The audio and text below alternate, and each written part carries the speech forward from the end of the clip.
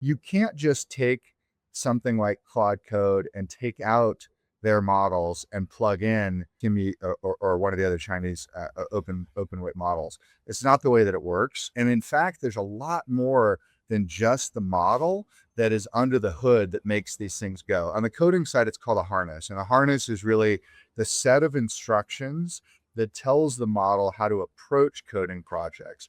And I will say Claude Code and their harness is exceptionally good. And I would not myself want to be in a position where I was trying to recreate that harness and plug a Chinese model into it. Now, what you point out about the other ingredients, if you will, under the hood in terms of quality is that you might get a bunch of CTOs or AI czars saying, well, we can use these cheaper models, but there might be some fallout from that in terms of Quality.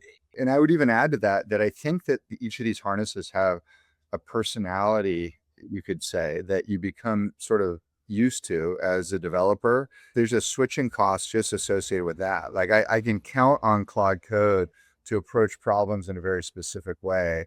And I sort of now have, as a developer, might have an intuitive feel for what that certain way is. And so if you switch me off to something else, that's uncomfortable. Like this actually may end up being a little bit of a moat. What are the switching costs of moving between models? But when it comes to specific use cases like coding, they may end up being bigger, and it may be bigger because of these harnesses and the sort of unique approaches.